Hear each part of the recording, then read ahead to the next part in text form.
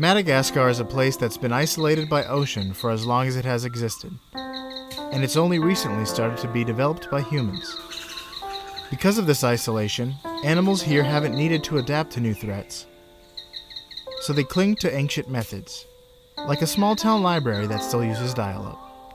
A closer look at the creatures here will reveal some primordial practices that may make some squeamish.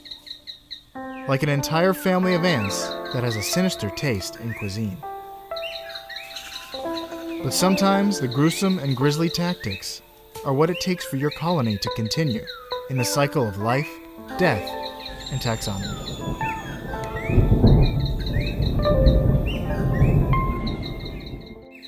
Welcome back to Life, Death, and Taxonomy. It's 30 minutes of interesting animal info for you. You know why? Because I'm Joe. And I am Carlos. That's why.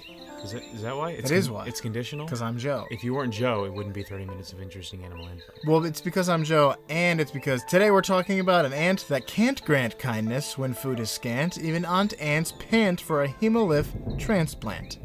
But more on that later. You're undervalued and a credit to your species. Yeah, well, guess what? I was looking up things that rhyme with ant. 90% are on Rhyme Zone. 90% are things that have the word plant in them. Like house plant, something plant, something plant, something plant. Nothing rhymes with ant except for plant and all the things I said. And can't, yeah. Yeah. I was very frustrated. Did you say scant in that? Yeah. Okay, good. I said scant. Well, we were talking about the Dracula ant. This is the second ant we've done on this show. Yep. And it's... Yeah. Don't do this to me. This is a special submission by Josiah, who wanted to hear something about ants. He actually submitted a lot of ants, and this was the one that we chose to do for this season. We'll sprinkle those little spicy boys. They are spicy. Into the rest. Yeah, they are. They're very spicy. And if you eat an ant, it's probably going to be spicy. Especially a fire ant, it's going to bite your tongue. Unless you kill it fast with your teeth. But yes, let's talk about where this thing lives on the taxonomic spectrum. You know all that. The kingdom is one that we know we like and are in. Did I get that right? Yeah. That's it. Animalia. We did it. We got here. Uh-huh. That's step 1. Step 2 is phylum Arthropoda. Because this thing does not have a spine. It wears its skeleton on the outside like a creep. And it's hard on its sleeve. No, the heart is still inside. That's true. Yeah. But I mean metaphorically. I don't know what that means, actually. So if an ant like molts its exoskeleton and keeps it in a closet, is it keeping skeletons in its closet? Yeah, it is. Is that what it means? These are all my past lives. This was past to me. This is making sense now from a ant perspective, from a bug's life. The class is Insecta, and we've been here before, so you should have gotten that already if you're paying attention. Uh-huh. The order is Hymenoptera, which we've done an ant before, so we're getting closer. Yes. The family is Formicae or Formicidae. Yep. Guess what that is? Ants. It doesn't have very much to do with Formica, the material. No, yeah. Except for it's about the same thickness of an ant. A small ant. I'm going to keep that in mind for the measure up. The genus for this one, because Dracula ant is a huge group of ants. Yep. And spans multiple genera. Yes. And lots of species. So the genus for this one is Aditomerma. And the species is Venatrix lestrange, which is Venatrix. Aditomerma venatrix. That's a rough end of the word. You watch your attitude, boy. I don't have no attitude, mama. I don't have no attitude, mama. Well, yeah. I mean, I feel like making fun of the mouth sounds that taxonomy makes will never get old. I feel like that's our whole show. We can always find something. Well, we can usually find something. But this is what we're going to call it on the show. Although they're a little bit of tongue twisters. Okay. All right, number 1. The friendly but formidable Formican. All right. and the karate cannibal Carapace King. Okay. Which we'll go into later. If I remember to tie that back into the nickname. Sometimes the listener has to make their own connections. I don't want to spoon feed things, but I also don't want to just leave people in the dust. I want them to have like walls full of pictures and yarn, trying to figure this out. But I don't want you to be that confused about what we're talking about. So that's what we're talking about, the Dracula ant. Yeah. So let's talk about what it looks like. Like a lot of ants. Yeah. It's antish. Sure. Supremely antish. Yeah, it has antish antics. But this one's a little bit on the different side. It's decently sized for an ant. There are very, very, very small ones, and there are a lot bigger ones. Yeah. So it's kind of right there in the middle. It's got a reddish carapace. Yeah. Sometimes on the brown size. Sometimes on the almost white size. Yeah, sometimes it's clear. I think it depends on the kind, the cast of ant. Yeah, true. Like workers. And it has a highly segmented body. Just like this show. Yeah. It's highly segmented. Highly segmented. Like, this is the head of the show. Yeah. Or it's more like the neck. The thorax. Yeah. We're in the thorax right now. I guess. But it looks like there's 8 or so segments instead of just like the head, thorax, and abdomen. It looks like it's got lots of little... It looks like a regular long ant that got chopped up a little bit. Yeah. By a dull knife. Oh. It didn't go all the way through. No, yeah. It's actually pretty gruesome. It's still kicking. The head is large compared to the body. And it has a pair of fierce-looking mandibles. Unlike me. You have regular-looking mandibles, and we can't really see them because they're in your jaw. Yeah. I asked Santa for one this year. Just one mandible. Mandible? A fierce-looking one, just kind of jutting out of one side of my head. Didn't get it. So we're back to regular-looking mandibles for me. So if you're one, that's what it looks like. You've got an ant essentially on your hands. So flick it off. Squish it and get it off. Dracula ants live all over the place, and but this particular one, Adatomyrma venatrix, lives mostly in Madagascar. But they live everywhere from California to Newfoundland to Chile to I was gonna start listing Japan. all the places in the Johnny Cash song. And none of these places, except for California, are probably in the Johnny Cash song. And they live in the Middle East and Africa and India and Papua New Guinea. They're all over the place. But this particular species lives in Madagascar. So I've got a carpenter ant in my head. Yeah. And I've got a ghost ant in my head. Okay. Where does this fall on the size spectrum? Well, there's only one way to find out, and that's with a lengthy and ridiculous segment. Or you could just Google it. No, let's do this instead. That brings us to the listener's favorite part of the show. The part of the show where you introduce it, and by you, I mean the listener, by submitting you saying, speaking, chittering, squeaking. The words measure up. Harmonizing. Yeah. As we learned last week. With Brian. And today it's introduced by one listener named Raphael. Thanks, Raphael. Take it away. 3, 2, 1. Penguins. Measure up. That was good. That was a good one. Oh, that was a solid measure up intro. It was indeed. So let's get right into it. Into the length of a worker. They are about 3.5 to 4.5 millimeters, or an average of 4 millimeters. How many ants go into the height of the monument to party founding in North Korea? Party founding? The monument to party founding. Why North Korea? Hint. All right.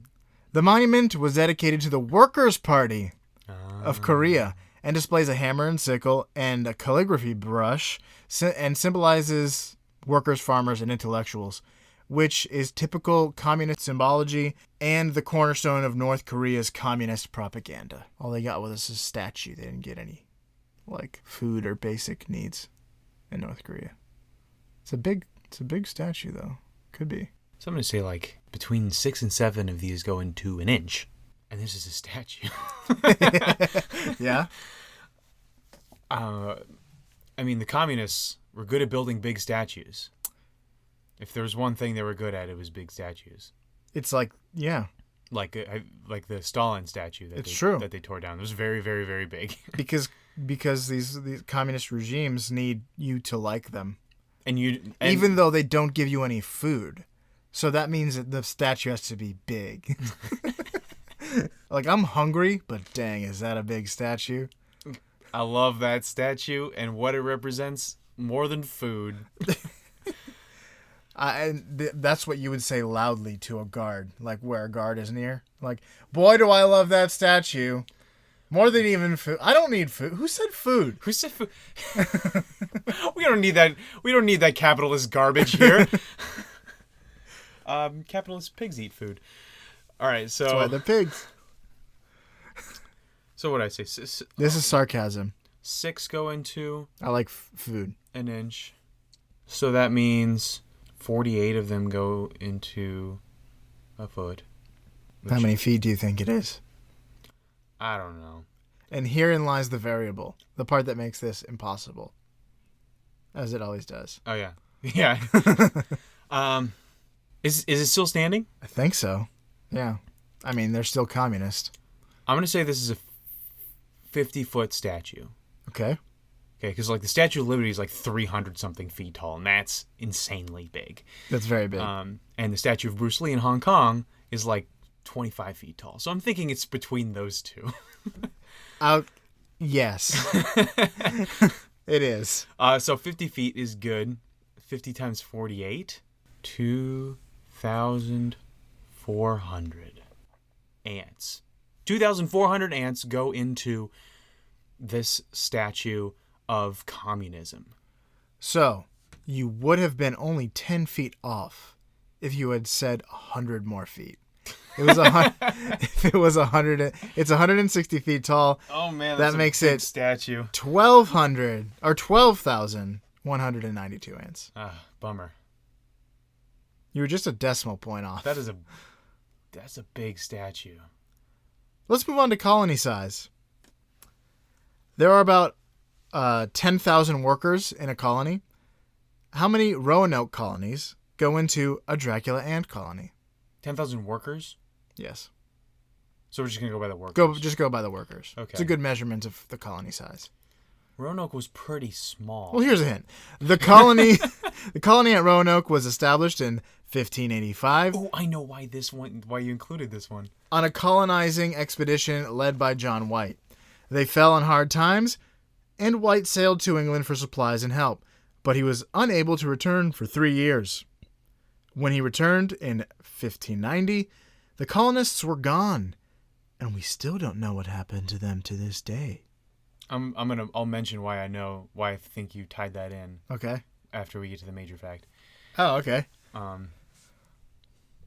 you thinking what I'm thinking? No. No? All right. Well, I'll try to remember to mention just because that it's later. a colony. Both are colonies. Oh. Okay. I'm going to say there were 100 people at the Roanoke colony because I don't know. Okay. I know that it wasn't a ton. Or maybe if they 100 people could be a ton. If they stood on a scale, yeah, it would all be 1 ton. Actually, that'd be pretty easy if just 10 people who weighed 200 pounds stood on a scale. It's a ton. So I'm just calling it 100 just for ease's sake. And you said 10,000. So that means 100 colonies. 116 people were at Roanoke. Nice. And it's 86 colonies. That's pretty close. Not bad, not bad. You know your like early American settler colony sizes pretty well. I do. That's my claim to fame, actually. I'm gonna start. Name me any early American colony. I'll tell you how many people were in it. Well, what if that was my shtick? What if people invited me to parties because I knew like early American colony sizes? That would be difficult because I don't think most people could name like early American colonies. Like they'd be like Jamestown, you'd be like, yeah, this many, and then they'd be like, is there others? Roanoke. That would be the second one. It's another famous one. Fraggle Rock. Is that another Plymouth? one? That's it. All right, so let's go on to their behavior, which we'll go into more in the major fact. But one thing that makes Dracula ants pretty unique is that they accept foreign ants into their nests instead of just murdering them, which a lot of ants tend to do. As soon as an ant from a different, it's not even a different species, just a different colony shows up or falls in or whatever, they just swarm and murder it. We don't know your chemicals. Get out of here. Yeah, there's these are foreign chemicals. You smell bad. You smell different. Yeah, most ants are pretty xenophobic. They just don't want new things to jostle their way of life. Right. But Dracula ants, they're all about it. They're like, yeah, come in. The water's fine. I mean, the rotten log is fine. Yeah. And moist. So they're not really sure if that worker gets adopted or conscripted. It's like, no, now you have to be one of us. You've been shanghaied. I wonder, yeah, if they're like just walking around looking for their own like stuff, and then they're like, hey, excuse me, take some of these chemicals. And he's like, what? And he's like, oh, I'm you now. I'm you now. So if it's an infiltration or bondage. So that means that entire colonies can be integrated into other colonies, but usually smaller, younger colonies will be integrated into older, larger ones if their habitats collide. Right. Let's talk about those mandibles that I'm so jealous of. A Dracula ant is, by some stretch of the imagination and to some experts, the fastest animal alive. Not its movement speed, not even its relative movement speed, but it can take those little mandibles and snap them shut at 200 miles per hour. Yeah. So, you got the cheetah that runs at 60 miles an hour. You have like the marlin that swims at 70 miles an hour or something like that. You even have the mantis shrimp we talked about, punches at 50 miles an hour. Now that's underwater. But this is 200 miles an hour. Do you know how fast it reaches 200 miles an hour? What, like a millisecond? Well, yes. Yeah. 0 to 200 miles per hour in 0.000015 seconds. That sounds a lot less than a millisecond. It's 1,000 times faster than you can snap your fingers. And it's crazy because that's exactly what they do, is they snap. Yeah. They take their mandibles and they pinch them together until one slides off the other and snaps. Just the same way that we snap our fingers. It's not like they have them open and then they close them really fast. They put them together and then snap like that. Yeah, they will prepare for it by like squeezing them together so much so that the potential energy bows their mandibles a bit, and then. So what do they use this for? Is this just a dumb trick that they know? No, for making people turn into dust. Yeah, it's to attack.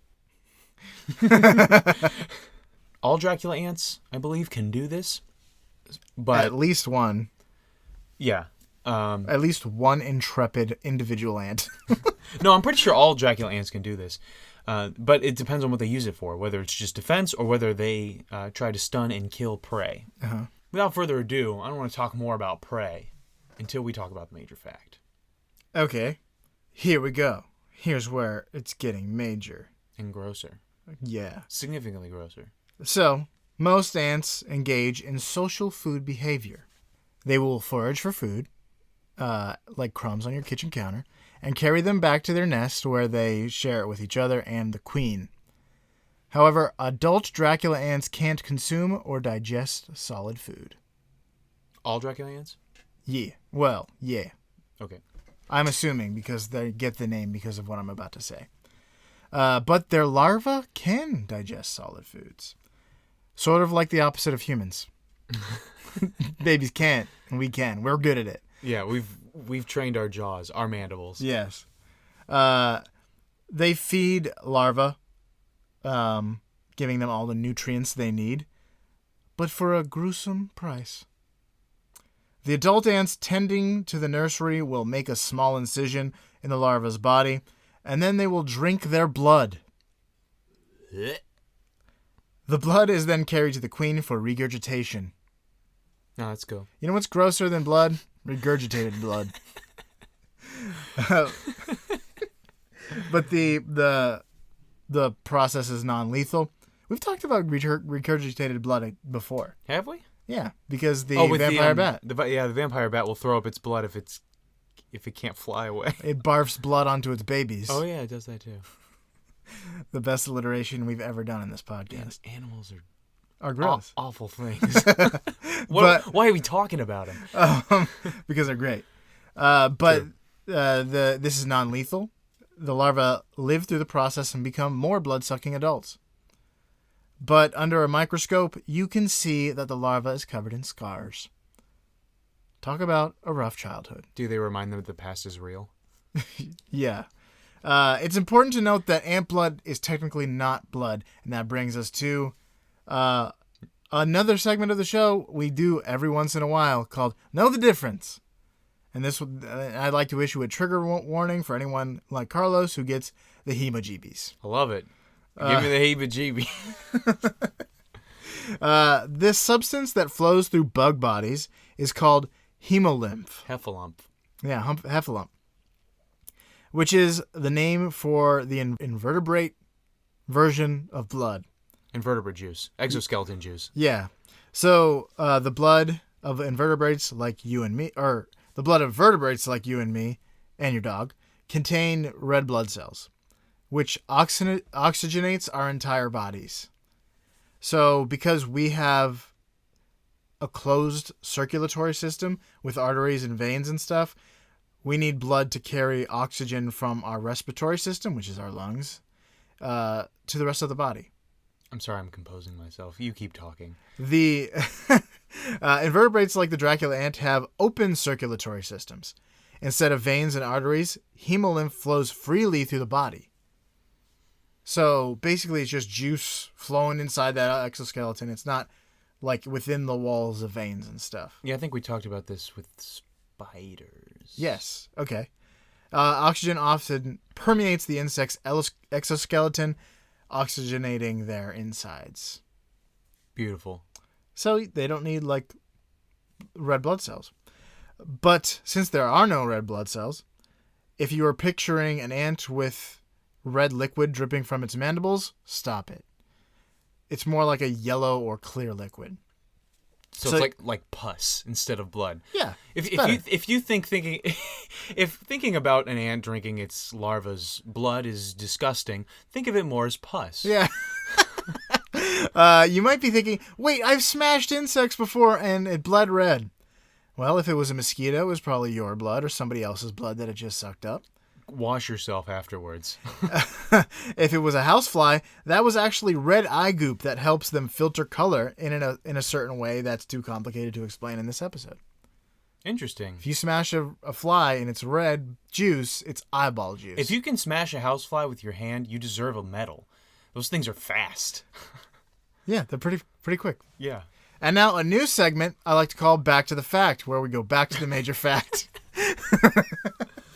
Hemolymph is mostly water, but also contains other stuff like ions, carbs, lipids, glycerol, amino acids, and hormones. That's right. Bug blood is full of fats and sugars, which makes it a good source of food for animals like the Dracula ant, certain types of wasps that also feed on their larvae, and Bear Grylls. And spiders. Good source of vitamins. Little spicy vitamins.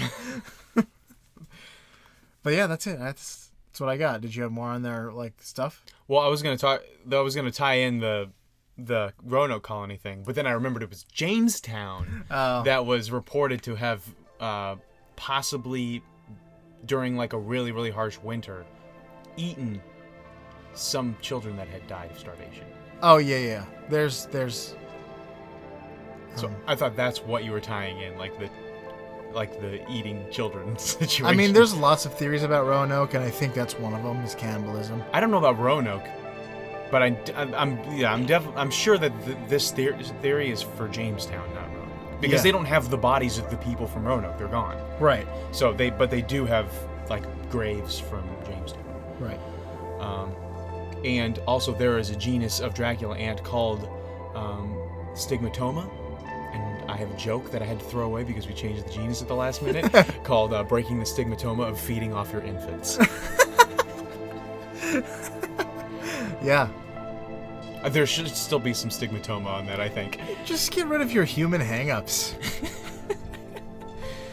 The ant world is brutal. Yeah. Just watch the movie Ants. Yeah. With a Z. Or if you want to have a good time, watch Bug's Life. Yeah, even though ants aren't bugs. Look it up. Let us know. Tweet it. Bugs are a really small subgroup of insects. They are. And we call everything a bug. All right, but yeah, that's all we got. And I forgot to write something for the end. So, feed your young. Raise them right. But don't raise them ripe. Like the Dracula ant in Life, Death, and Taxonomy.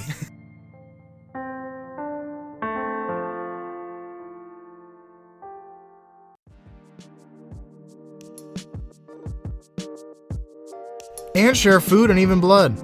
Their social cooperations would be touching if it wasn't so gross. But we can learn a thing or two from these sinister little insects. Proverbs 6 tells us to take a page from the ants' work ethic, but we can also learn a thing or two from them about sharing. So look to the ant, O sluggard, and share this podcast with your friends and family. And share your thoughts with us by leaving a review on iTunes. Don't just listen and regurgitate the information to people on the street, lead them to the source. And as always, thanks for listening and subscribing.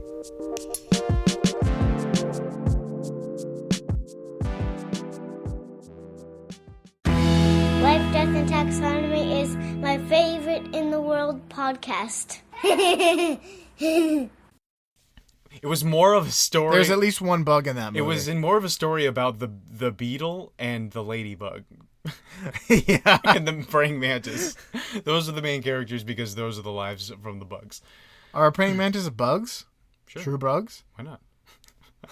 No. I don't know what makes it a true bug again. It's like usually a beetle, and it's got like a T-shaped back. Is it the shape, or are there other factors that make it a bug? The T shape is like where the head separates the two like wing shells. Yeah. So there's the wing shell and then the T where it stops. I think praying mantis have exposed wings, so maybe that doesn't count.